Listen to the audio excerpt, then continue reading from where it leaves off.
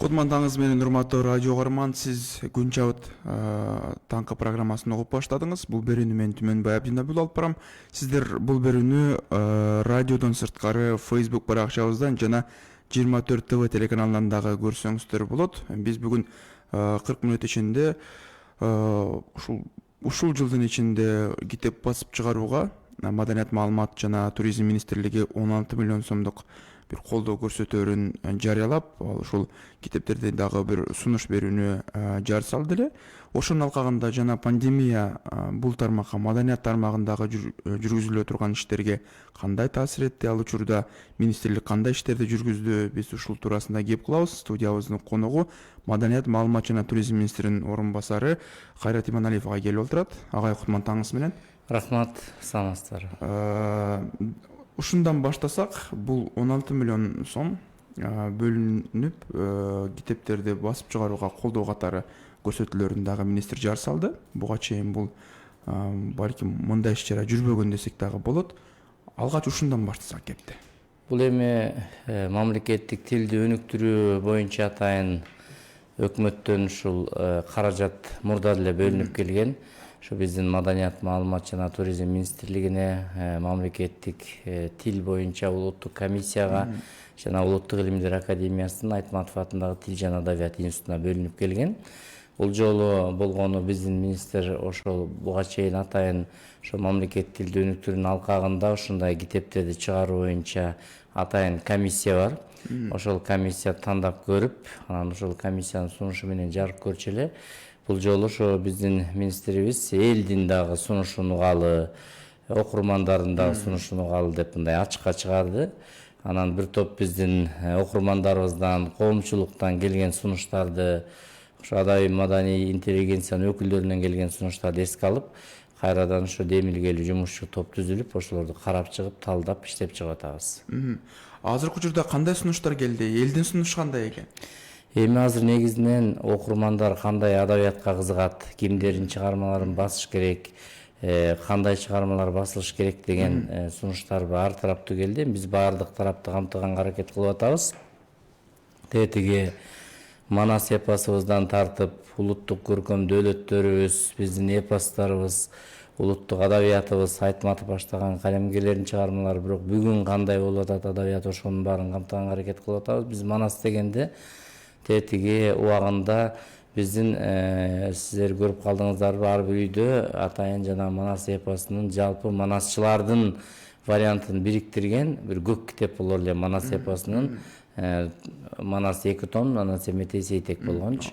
Ошол китептерди биз 4 томду кайрадан басып чыгаруу боюнча окурмандардан сунуш болду. Себеби бул абдан ошол убакта биздин мыкты чыгармачыл инсандардын академик биздин филология илимдеринин доктору профессор Болот Мураталиевич Юнусалиевдин редакциясы астында чыккан экен.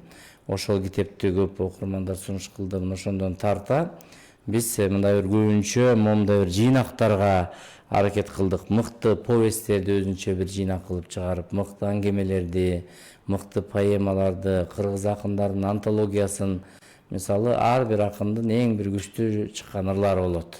Ошолордон топ бир ыр жыйнак кылсак деген ушундай бир, анан биздин адабиятыбызда мындай бир көңүл бөлүнбөй чыгармалар басылбай калган калемгерлердин чыгармалары, мисалы үчүн убагында жакшы жаралып кийин окурмандарга көп жетпей аткандарды эске алып атабыз. Ошондой эле биздин ушул күндө жаңы жазылган мыкты прозалык чыгармалар, ошолордон дагы бар арасында мыкты жакшы жазылган. Анан момундай бир дүйнөлүк адабияттын дагы кыргыз тилине которулгандары, биздин кыргыз окурмандарынын ошол мыкты чыгармаларга да көңүл бөлүп атабыз.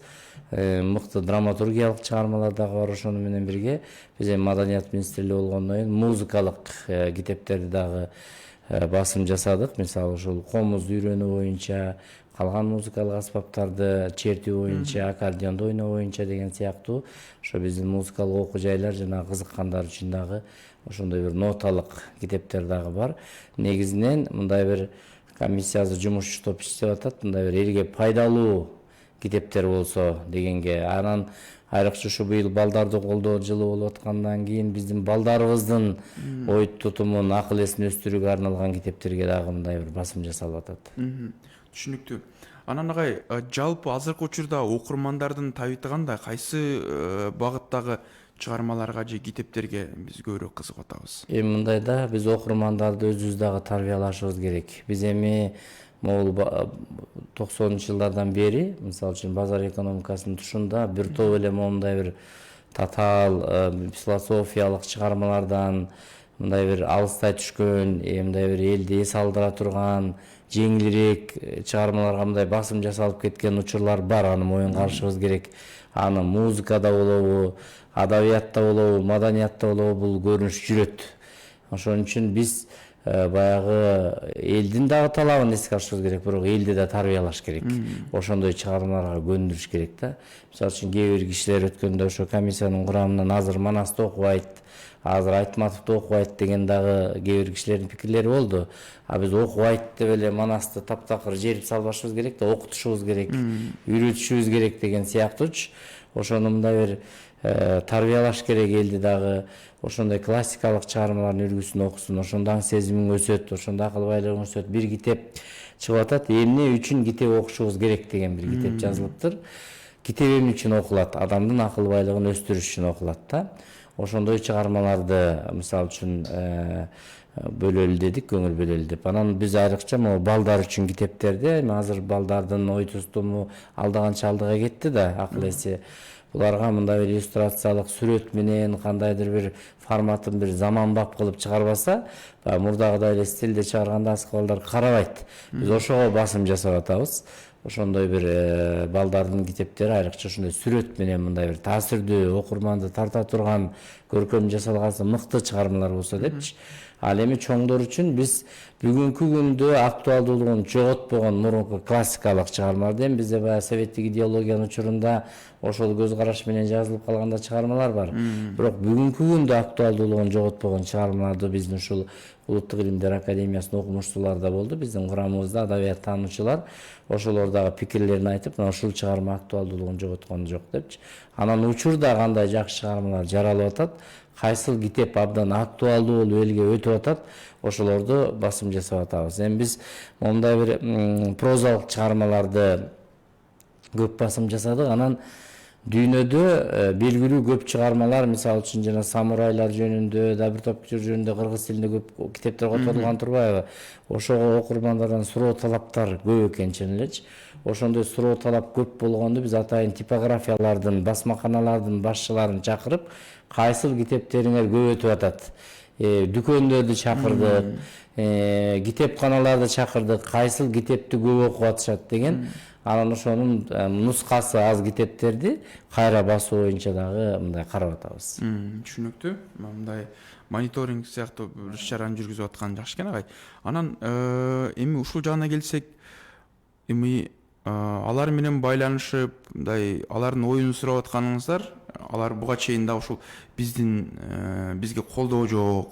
Андан кийин ушул китеп бул коммерциялык багыт болуп кетти.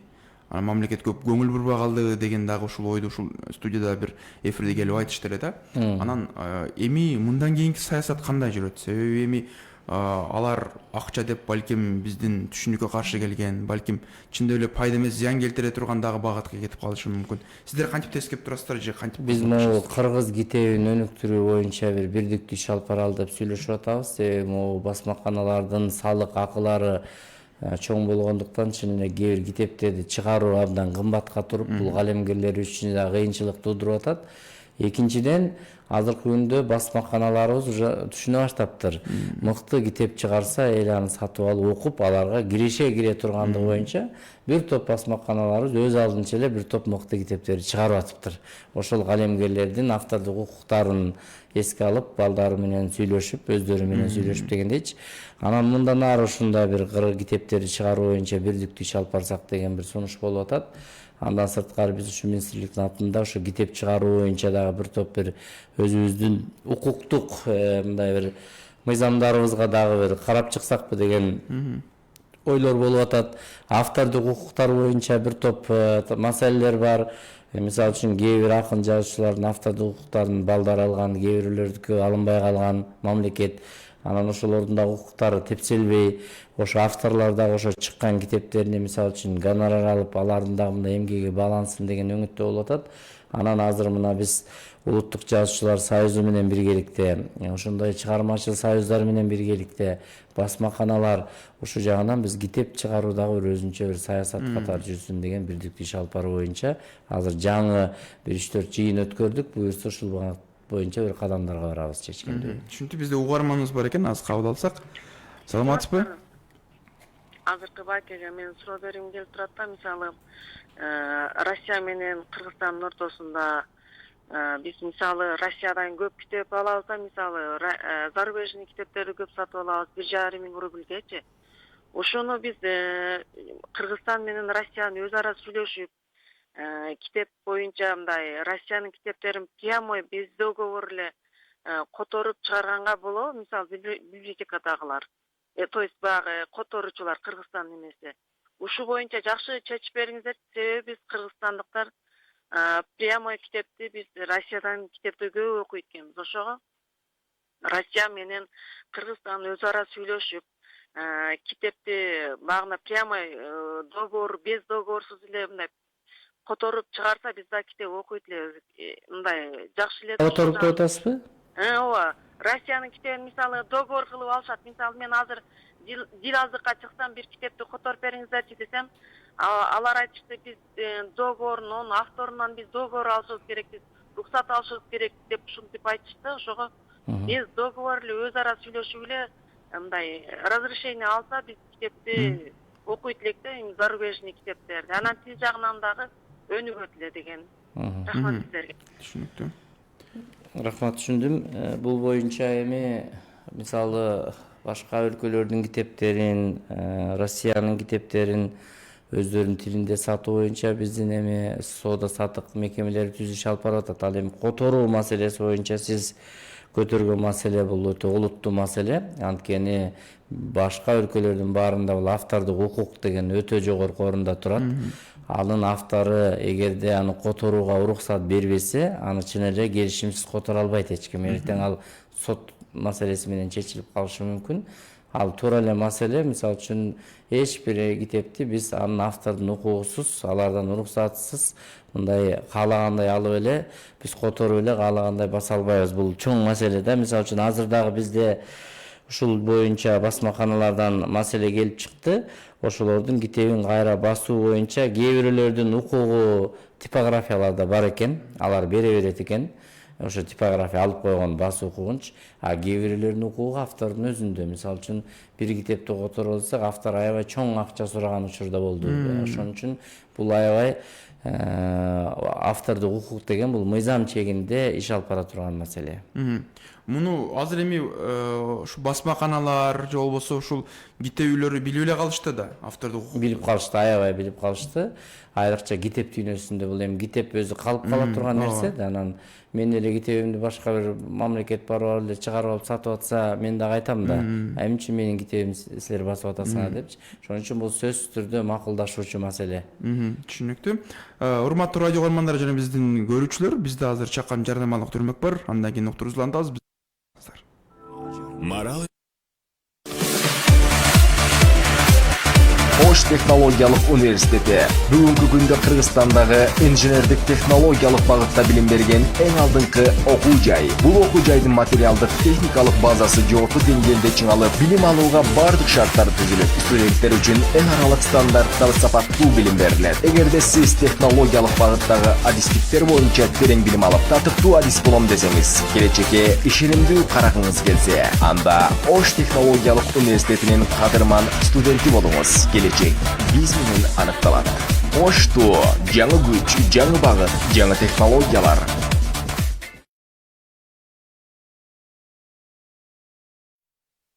Радио кармандар жана биздин Facebook'тагы 24 ТВ телеканалындагы көрүүчүлөр, биз бүгүн ушул Маданият маалымат жана туризм министрлигинин колдоосу астында ушул чыга турган китептер же болбосо сунуш жарыяланды министрлик тарабынан, кайсы китептерге каржылык колдоо көрсөтүп басып чыгаруу боюнча жана пандемия маалында министрликтин жасаган иштери жөнүндө кеп курдабыз. Студиябыздын коногу аталган министрдин орун басары Кайрат Иманалиев агай. Кайрат агай, эми ушуга келсек, мына ушул китеп жеке тармак боюнча өзүнчө өнүгүп келатат. Андан сырткары сиздердин көзөмөлүңүздөрдө болгон китепканалар бар.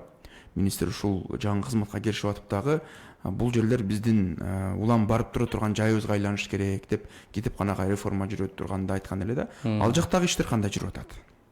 Эми бизде жалпы республика боюнча 1000ден ашуун китепканабыз бар. Бул республикалык китепканаларыбыз шаардык, областтык, райондук, айылдык болуп бөлүнүп отурупчу. Анан чындыгын айтканда бул китепкана өзүнчө руханий борбор катары элге кызмат кылыш керек. Буга чейин да кылып келе жатат. Азыркы күндө мен мына ушу тармакта иштеп атканда эң бир өздөрүнүн ишин билген, тынч отуруп алып эле калк үчүн кызмат кылган бул китепканачылар ушундай аз айлык менен. Булар ушун барсаң тазалык бар, тартип бар, өздөрүнүн окурмандарын тейлеп атат. Ушул жагынан булар абдан, мен баалар элем булардын эмгегинчи, абдан мыкты кызматкерлерибиз иштейт.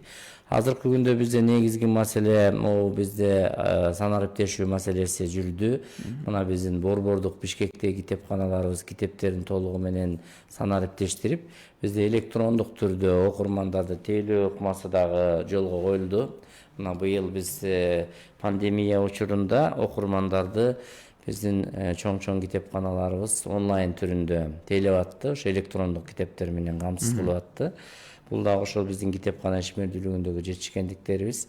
Андан сырткары ошо китепканаларыбызды бүгүн ошо заманбап эл ошол жерге барып китеп окуй турган, аң сезимин өстүрө турган, балдарын ойнотуп кое турган, жана башка бир топ ушундай бир бүгүнкү күндө технологиялар өнүгүп атпайбы? Мисалы үчүн биздин Баялинов атындагы өспүрүмдөр китепканасында азыр балдар эмнеге кызынат? Мына Makerspace деген жанагы робототехникалар боюнча биздин жанагы заманбап технологиялар менен балдарды алаксыта турган, мындай макеттерди жасай турган бөлүмдөр ачылып атат.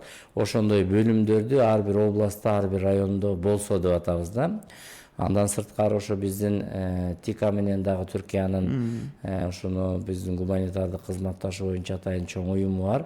Ошолор менен дагы сүйлөшүп, ушул элет жерлеринде бир заманбап китепканалар ошол жерге барып алып, мисалы үчүн жөн эле китеп окуп отурбай, башка дагы өзүнүн бир руханий жан дүйнөсүн байытып кетсе, маданият менен кызыгып кетсе деген борборлорду ушул бир элет жерлеринде уюштурсакпы деп атабыз. Эми азыр биздин көп китепканаларыбыз баягы Советтер Союзунун учурларында курулуп, мындай имараттар эскирген жагдайларыбыз дагы бар да. Анан ошолорго жаңы имарат салганда ошол эле стилде салып койбой, мисалы үчүн ошо чет өлкөнүн бир топ практикаларын карап көрүп, мына ушундай кофе ичип отуруп китеп окуй турган, ушундай өзүнүн жакшынакай кофе барлары бар, мындай бир ошол жерде эс ала турган жерлери бар, мындай чыгып бирдеме көрсө эс алып ары бери басса деген сыяктуу мындай бир шарт түзүп беришибиз керек да. Окурман ошол жерге эс алам деп барыш керек. Китеп окуйм, ары бери басам, бирдеме телевизор көрөм, музыка угам деген сыяктуу борборго айландырсак деген план болуп, азыр алгачкы сүйлөшүүлөр жүрүп атат. Ошо туристтик борборлорубузга, мисалы үчүн Ысык көлдөн баштаса, аяка эл көп келет да. Ошо сыяктуу биздин китепканаларыбызды заманбап үлгүгө жылдырсак деген ой болуп атат. Андан сырткары ушу китеп фондуларын байытыш үчүн алардын ошо мына жаңы чыккан китепканалардын баардыгы, китептердин баары бул сатылбайт. Бул ошол биздин китепканаларга бекер таратылып берилет. Түшүнүктүү. Анан мындай кирген окурмандарга кайсы бир өлчөмдө бир төлөм коюп, ушул жагында караса болобу? Тажрыйба жүзүндө ошондой бар да. Ар бир киши өзүнүн бир нерсе кызмат алып атса, анын акысын бериш керек. Бул баардык тармакта ошондой да. Бекер нерсе болбош керек деген сыяктуучу. Анан ошол баягы абонементтик төлөмдөр бар да, ар бир китепканада бар. Ошолорду жолго коюп койсо, биз баягыдай асмандын башы эмес, элдин шартына жараша мүмкүнчүлүгүнө жараша эме коюп койсо ал китепкананын дагы ишмердүүлүгүнө киреше кирип турат. Анан эл деле баягы көнүш керек. Бул маданият болобу, башка тармак болобу, бекер оокат жок. Ар бир тармак мисалы үчүн акысын алыш керек. Мисалы үчүн өзүң деле бир кишини иштетсең акысын бересиң да. Ал кызмат сага иштеп берип аткандан кийин кандайдыр бир деңгээлде мындай төлөмдөр болуш керек деп ойлойм. Анын үстүнө эми китеп болуп аткандан кийин бул пайдалуу нерсе. Анан бул жеке бир басма үйлөрүнүн буга чейин дагы аларды кыйнаган бир көйгөйдү айтты эле да. Бул пайда салыгы же болбосо НДС деп коет. Арак менен бирдей эмесе экөөсү такыр башка нерселер. Ооба, жана мен айтып кетпедимби, чынында булардын салыктар боюнча маселелер бар. Өткөндө да биз менен жолуккан ушул маселелерди айтты. Анан айрыкча биз ушу китеп чыгаруу боюнча бул эми баягы мыйзам чегинде чечиле турган нерселер. Ошол мыйзамдарга, биздин токтомдорго өзгөртүүлөрдү киргизип, бир колубуздан келишинче аларга дагы жардам берели деп атабыз. Себеби алар деле ушу ата мекендин эли үчүн китеп чыгарып берели деп атпайбы? Анан бул биринчиден алар үчүн дагы пайда, анан биздин ушу китеп чыгарам деп жүргөн калемгерлер жана башка ишмерлер үчүн дагы пайда. Чын эле азыр бир аз мындай бир иш жүрүп атат. Бир кезде таптакыр эле китеп чыгарыш мүмкүн болбой калган учур болбоду беле. Азыр мен көрүп атам, биздин басмаканаларыбыз абдан сонун китептерди басып атат. Алар дагы билип алды кайсыл китепти эл алып окуйт. Ошол сыяктуу биз жанагы жагынан биз чын эле министрибиз дагы ошондой ойдо болуп атат. Буларга бир колдоо көрсөтүү боюнча мен деле ойлойм, бул китеп чыгаруу боюнча биз колубуздан келишинче жардам беришибиз керек. Алардын жана мыйзам чегинде иштерди мындай кайрадан карап, кайрадан мындай талкууга коюп, анан ушул жагынан жардам беребиз деп ойлойм. Демек мына мыйзам долбоорун сиздер парламентке сунуштаганга деген сыяктуу биз азыр демилгели топ менен сүйлөшүп атабыз. Анан кайсыл жерлери буларга тоскоол болуп атат, ошолорду бирге алып чыгып, анан биз атайын долбоорун иштеп чыгып, анан бул ошол мыйзам чыгаруу тармактары тарабынан ишке ашуучу нерсе да. Түшүнүктүү. Анан агай, мындай мамлекет өзү дагы китеп чыгарып туруш керекпи же болбосо мындай багыт бериле турганы оңбу? Себеби мындай басмаканалар бар, мамлекеттин китеп чыгарып атканы ушул да, жана 16 миллион деген чоң акча да ошол бөлүнүп, ошого чыгарып атканын өзү ушул нерсе да. Анан бизде баягы бир кезде мамлекеттик басмаканалардын баардыгы жеке менчикке өтүп кетти да. Бирок азыр деле бар мамлекеттик басмаканаларыбыз. Бирок алардын көбү акционердик коом болуп өтүп кетишкен да. Бирок ушул жанагы биз заказчик болуп баягы аларга мына момундай китептерди чыгарып бергиле деген сыяктуу иш алып барсак, мына могул демилге быйыл өтүп аткан демилге, буга чейинки болуп калган демилге да ушул мамлекеттин окурмандар үчүн кылып аткан кызматы деп ойлойм. Түшүнүктүү. Анан эми ушул башка тармагына келсек, мына пандемия маалында сиздердин ишмердүүлүгүңүзгө кандай бир тоскоолдуктар болду? Анан кайсы тармактарга мындай иштер үзгүлтүккө учурады? Себеби быйылкы жылга коюлган дагы пландар бар болчу Маданият министрлигинде. Биздин аябай көп планыбыз бар болчу, чындыгын айтканда. Бир топ театрларыбызды ремонт кылалы деп турганбыз, бир топ жаңы чыгармаларды коелу деп турганбыз, бир топ иш чараларыбыз бар эле белгилеп алган. Абдан бир чоң пландарыбыз бар эле мына Россия менен Кыргызстандын эри шарк акчылын алганда дагы. Албетте пандемия өзүнүн тоскоолдугун жаратпай койгон жок. Баардык тармактан кыйынчылыгын туудурду, бирок биз ошого карабастан пандемия учурунда маданият тармагы абдан активдүү иштеди деп айтар элем. Себеби биз ушу маалымат каражаттары аркылуу, социалдык медиа аркылуу биз токтогон жокпуз. Биздин өнөр адамдарыбыз үйдө болгону менен үй шартында концерт берип атышты. Үйдө болгону менен үй шартында монолог аткарып атышты, ыр окуп атышты. Окурмандарга руханий, биздин элибизге руханий азык берүү жагынан мындай дайым кызматта болушту да. Маданият бул эл кызматында болгондугун биздин чыгармачыл инсандарыбыз да активдүү катышып, ошону туура түшүнүп, туура баалашканына мен ыраазычылык билдиргим келет. Биздин эл артисттерибизден тартып бүгүнкү күндө элге белгилүү, кеңири белгилүү өнөр адамдарыбыздын баардыгы тең ушул элге кызмат кылууда дайым активдүүлүгүн көргөздү. Биз март айынан башталды да. Ошо аялдарды коргоон эл аралык күнүнөн тартып, биздин 8 марттан тартып, биздин Норуз күнү 21 март, 27 март театр күнү, андан 7 апрелде апрель элдик революциясынын 10 жылдыгы, андан кийин биздин салттуу музыка күнүбүз болду, Болот Миңжилкыевдин 80 жылдык мааракеси болду, Жеңиштин 75 жылдыгы, энелер күнү, 1-июнь балдарды коргоо күнү деген сыяктуу ар бир датага карата иш чараларыбыз онлайн режиминде өттү. Биз көрүүчүсүз филармониянын чоң залында концерт бердик. Көрүүчүсүз Кыргыз драм театрында, башка театрларыбызда спектакль ойнодук. Көрүүчүсүз опера балет театры концерт берди, цирк концерт берди.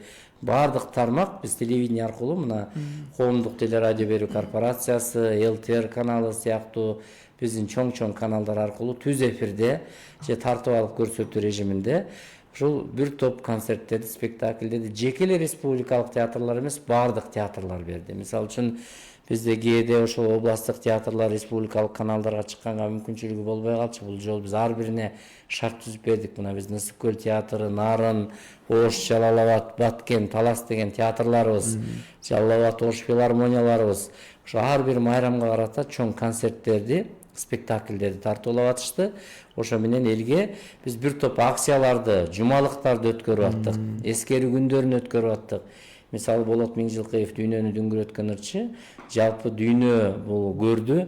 Биз ошо социалдык медиа аркылуу опера балет театры онлайн концерт бердик солисттерибиздин аткаруусунда. Ошо Болот Миңжилкыевдин репертуарындагы чыгармалардан да. Салттуу музыка күнүндө концерт бердик. Жеңиштин 75 жылдыгына карата биздин бардык театрлар спектакль коюшту согуш темасында. Ошол өңүттө биз онлайн түрүндө телефестиваль уюштурдук. Кыргызстандагы театрлардын, республикалык театрлардын согуш темасындагы чыгармаларды ушу жеңиштин 75 жылдыгына арнап, согуш башталган күнү 21 июндан 29 июнга чейин ошо телеканалдардан күн сайын бир убакытта эл көргөнгө мүмкүнчүлүк түзүп, күн сайын саат 12-ден саат 18-де КТРКнын каналынан, Маданият тарых телеканалынан, ЛТР каналынан биз көрүүчүлөргө спектакльдерибизди дагы онлайн режиминде көргөздүк. Бизде угарманыбыз бар экен, агай. Алло, саламатсызбы? Эми пандемия учурунда маданият кандай дегенге мен төмөндөйдей деп жооп бере элем. Мисалы ала турган болсок, алло. Угат атабыз, сиз айтып бериңиз. Бишке шаарындагы бет карты кийип жүрө албагандыгы, ошондой дистанцияны сактай албагандыгы, ушул күнгө чейин ушунун уланышын өзү маданияттын төмөндүгүн көрсөтөт. Экинчиси, концертте бизде кыргыздарда бул аккордеондон башка инструмент жокпу. Сөйлөгөндө ошо аккордеондон башка инструментти пайдаланбайсыңар. Инструментти бир башка алмаштырып, бир Европага жакындаштырылган инструменттерди пайдаланууга неге болбосун? Мындан тышкары эми китеп маселесинде азыр эми жанагы интернеттен чыгып аткан аудио китептер бул жакшы аябагандай, буларды пайдаланса болот. Ал эми жазма китептердин көпчүлүгү эл эми окуганга мүмкүнчүлүгү аз деп эсептеймин мен. Бирок эми элекелерге керек, Алимов. Түшүнүктүү, төрөгөн мырза, ыраазычылык билдиребиз сизге. Эми үч маселе боюнча биринчи маданият деселе бул көркөм өнөр эмес, эми элдин жанагы адеби дагы маданиятка кирет. Ал эми ал коомдун маселеси жана бет кап кийүү, аралыкты сактоо боюнча эми эл болгондон кийин элдин арасында баягы ар кандай адамдар бар да. Анан чындыгын айтканда баягы карантинден чыкканда буга маани берилбей кеткен нерсе коомчулукта көрүндү, бирок жанагындай катуу биз пандемиянын бир абдан бир күч курч абалына келбедикпи? Ошондо эл өзү деле түшүнүп, кийип аралык сактоого мындай бир мезгил өзү тарбиялайт экен. Азыр түшүнүп калышты, бул боюнча ошондой деп айтар элем. Анан экинчи жана концерттер боюнча айтып атат. Концерттерде биз эгер аксакал көрсө, социалдык медиадан дагы, Маданият тарых телеканалынан дагы, Санат каналынан дагы бардык тармактагы концерттерди бердик. Мисалы үчүн Улуттук опера жана балет театры бул роялдын коштоосунда абдан мыкты чыгармаларды аткарышты. Аккордеон эмес, роялдын коштоосунда. Андан сырткары салттуу музыка күнүндө биз бардык улуттук аспаптарыбыздын аткаруусунда концерт бердик. Комуз, чоор, озгомуз, кылгыяк, сыбызгы. Мисалы үчүн бизде Нурлан Нышанов деген мыкты эл артистибиз 20дан ашуун аспапты ойнойт. Ошонун чертүүсүндө, ойноосунда мыкты концерт берди. Жусуп Айсаев деген мыкты биздин комузчу, кылгыякчыбыз бар. Ошо сыяктуу биз бардык тармакты камтып аттык. Мисалы үчүн Улуттук филармониянын концертинде болсо атайын насихат камералык оркестрин мындай аралыктарын сактатып отургузуп, оркестрдин коштоосунда берип аттык. Андан сырткары эстрадалык ырчыларыбыз дагы сыртта калган жок. Мисалы үчүн 12 июнда Россиянын күнү бул. Ошол Россиянын күнүн Кыргызстанда өткөрүп, биздин мыкты эстрадалык ырчыларыбыз Россиянын эстрадалык ырчылары менен дуэт ырдап атышты онлайн түрүндө, экран аркылуу көргөзүп. Алар Россияда, биз Кыргызстанда. Бул ошол технологиянын жетишкендиги менен ошол тармакты дагы камтып аттык. Анан эми китеп боюнча биз аудио китептерди дагы чыгарып атабыз. Атайын аудио китептерди ошо атайын электрондук түрдө дагы тараталы деп атабыз. Ал эми китептин өзүнүн табити бул колго алып окуган такыр башка. Бир кезде китеп окубай эле мындай сериал көрүп же мындай бир электрондук китепке өтүп кетет деген дагы сөз болгон. Бирок баары бир китеп деген китеп, ал колго алып барактап окуган окурмандарга эки эсе табити бар. Биз кайрадан тескерисинче элди ошондой нукура китептин өзүн кол менен кармап окуганга чакырар элек. Ошол чакырык кандай жүрүш керек агай? Ага мындай бир кызыктыруучу мына бизде азыр китеп окуйбуз деген долбоор аябай активдүү жүрүп атат. 2 жылдан бери биздин коомдук активисттерибиз, Бакай табылды деген мыкты жигиттерибиз бар. Ошолор китеп окуйбуз деп былтыр бир топ акцияларды өткөрдү. Жаштардын арасында, жогорку окуу жайлардан, орто окуу жайлардан мектептерге барып алып өткөрүп атат. Ким мыкты китеп окугандар боюнча конкурс жарыяланып атат. Анан ошол китептер боюнча суроолор берилип, мындай акыл боюнча атайын мындай сынактар жүрүп атат. Кайсы китепти ким окуп чыкканы боюнча. Андан сырткары бир адамдан бир китеп деген долбоор дагы аябай активдүү тарады. Ар бир жаран өзүнүн айылындагы китепканага жардам берүү боюнча. Мисалы үчүн былтыр быйыл деле мына 14 февраль жанагы мурда бир кезде бизде четтен келип абдан кеңири жайылып кетип, азыр бир аз одуна келип баратат. Ыйык Валентин күнү деп да чыгып кетпеди беле. Ошондагы китеп күнү дегенге айландырабыз деп биздин коомдук активисттерибиз бир топ биздин министрлик менен бирге ошондой иш-чараларды өткөрдүк. Китеп күнүн, китеп окуйбуз. Андан сырткары 23 апрель бизде китеп күнү бар. Китепканачыларыбыздын күнү бар. Ошого карата биз коомго бул китеп окуу боюнча, китепканага чакыруу боюнча акцияларды жүргүзө беришибиз керек. Адамды кызыктырсаң, аң сезимине бүлүк салсаң, эл тартылат. Түшүнүктүү. Бизде дагы угарманыбыз бар экен. Саламатсыздарбы? Саламатсызбы? Түз эфирдесиз. Бул Кайрат иниме кичине бир аз каалоо элек айтып коеюн дедим эле. Ушул маданият тармагында аябай жакшы өзүнүн ишин алып барып атат. Ишине ийгилик, ушу өмүр узун болуп эле жакшы ушундай эмелерди алып бара берсин. Бишкек шаарынын тургунумун. Рахмат. Кайрат иним жакшы. Эң сонун бардык жагын аябай жакшы алып барып мындай көз карашың жакшы да маданиятка. Рахмат. Рахмат, ошондой. Ден соолуктуу бол. Ошол эле каалоо тилегим. Түшүнүктүү. Сизге ыраазычылык билдиребиз каалоо тилегиңиз үчүн. Анан дагы эми маекти улай турган болсок, китеп жагына келели агай. Мына министр жарыя кылды. Анан сунуштамасы болгон же болбосо кайсы бир деңгээлде өзүнүн пикири болгондор кантип кайрылат? Анан бул сунуштарды чогултуу качан аяктайт? Качан чогултуу аяктады? Биз ошол атайын даректерин көргөзгөнбүз социалдык медиа аркылуу, биздин министрликтин баракчасына.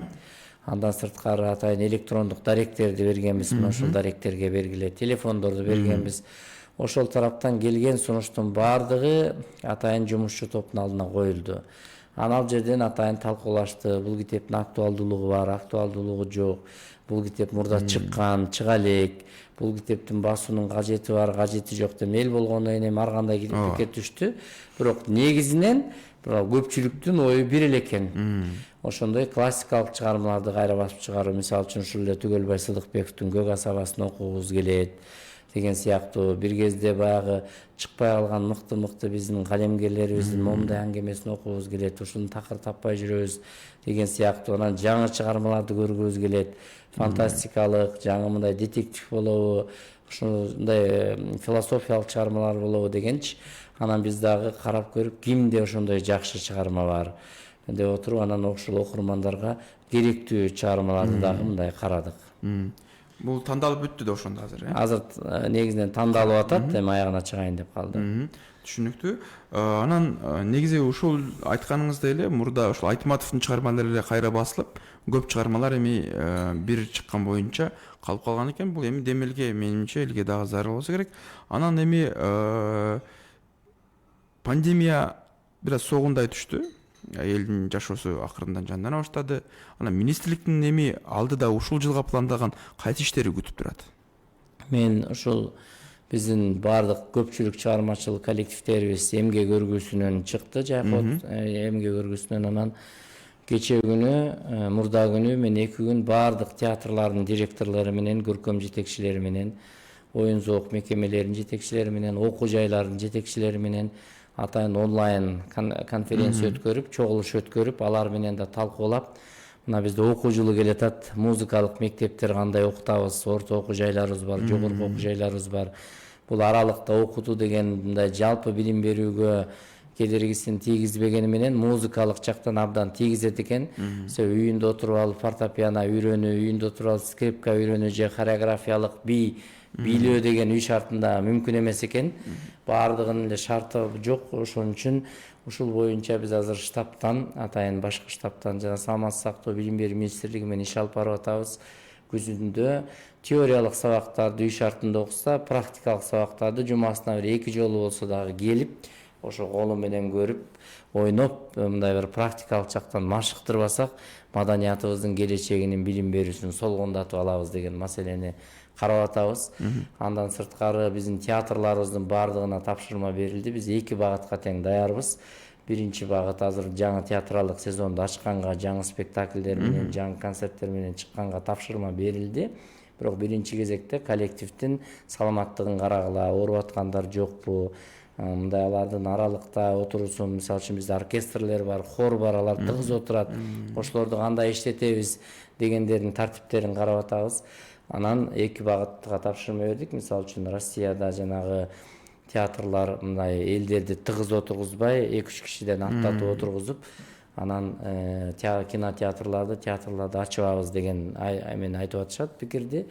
Эгер биз дагы Кудай буйруп элибиздин саламаттыгы отурукташып, тынч болуп калса, ошо театрларыбызды ачканда кандай чыгармаларды тартуулайбыз, ошого басым жасап атабыз. Эгерде ачпай калсак, анда онлайн түрүндө кандай чыгармаларды беришибиз керек, кандай спектакльдерди элге көргөзүшүбүз керек, телевидение аркылуу, социалдык медиа, Facebook баракчалар аркылуу дегенди карап, биз 2 багытка тең даярбыз. Андан сырткары бизде бир топ белгиленген иш-чараларыбыз бар. Ушу эр шаркакчылыгынын алкагында Россия, Кыргызстандын бир топ иш-чараларыбызды онлайн өткөрдүк буга чейин. Мындан ары да кандай өткөрөбүз, ошого даяр турушубуз керек. Эгерде мындай залда өткөнгө мүмкүнчүлүк болбосо, онлайн түрүндө кандай биргелешкен долбоорлорду ишке ашырсак болот. Ошону дагы ойлонуп атабыз. Ошону менен биз бирге мына бизде салттуу күндөрүбүз бар. Мына 9 сентябрь комуз күнү келатат. Андан кийин биздин Манас күнү бар, Манас эпосунун күнү, маданият кызматкерлеринин күнү бар. Дүйнөлүк деңгээлдеги атагы бар кишилерибиздин мааракелери турат. Ошо Болот Миңжилкыевдин, Исхак Разаковдун, Гүлүпа Кондучалованын, Мукаш Абдыраевдин деген сыяктуу ошолордун биз мына Гүлүпа Кондучалованын жумалыгын өткөрдүк июнь айында онлайн түрүндө. Баардык тармакта мааракесин белгиледик. Эл телевизор аркылуу жана социалдык медиа аркылуу көрүп, абдан ыраазы болушту Кондучалован эмгегин чыгаруу боюнча. Ошондой жумалыктарды дагы өткөрөлү деп атабыз. Мисалы үчүн быйыл Токон Эшбаевдин, Асанкалы Керимбаевдин 70 жылдык мааракелери, Апаз Жайнаковдун 60 жылдык мааракеси, ошону биз онлайн түрүндө социалдык медиада атайын жумалык өткөрүп, баардык тармак эл ошолордун ырларын ырдап чыккандай кылган бир иш-чараларды уюштурсакпы деп атабыз. Муундан муунга улантып ырдаган эстафеталарды, мисалы үчүн Асанкалыдын ырларын эл артисттерибиз баштап берсе, андан кийинки артисттер ырдап, ошондой өңүттө дагы булардын мааракеси, мисалы үчүн Мукаш Абдыраевдикин, биздин көрүнүктүү композиторлордун юбилейлери бар, Аскар Түлеев деген сыяктуу, Ахмат Аманбаев деген сыяктуу, ошолордун баарына ошондой бир колубуздан келишинче биз даяр туруп атабыз. Андан сырткары ушул учурда чыгармачыл инсандарыбыздын көбү үйдө болуп калды да. Анан ошо чыгармачыл инсандарыбыз дагы бош отурбай иштеш үчүн конкурстарды жарыялайлы деп турабыз. Бирөөнү жарыяладык.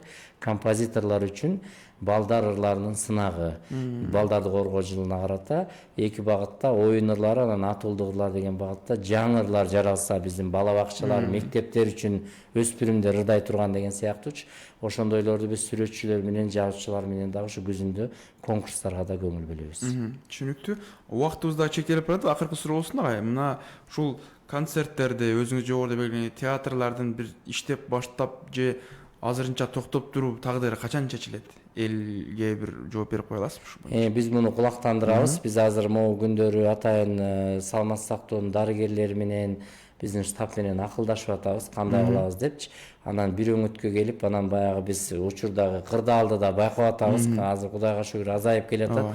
Ушул басаңдап, элден жоюлуп кетсе, анда биз сөзсүз түрдө муну маалымат каражаттары аркылуу, биздин маалымат булактары аркылуу жана социалдык медиа аркылуу элге кабардар кылабыз.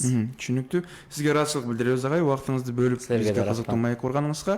Урматтуу биздин радио угармандар жана биздин Facebook'тагы 24 ТВ телеканалындагы көрүүчүлөр, сиздер бүгүн Күн чабыт программасында ушул кыргыз маданият тармагында жасалып жаткан иштер, анын ичинде министрликтин быйылкы жылга өзгөчө шартта жасап жаткан иштери, андан сырткары китеп басып чыгарууга жасаган министрликтин жардамы, колдоосу жөнүндө бүгүн биз кеп калдык. Студиябыздын коногу аталган министрдин орун басары Кайрат Иманалиев агай болду. Берүүнү мен Түмөнбай Абдинов алып бардым. Биздин уктуруулар улана берет, бизден алыстабаңыз.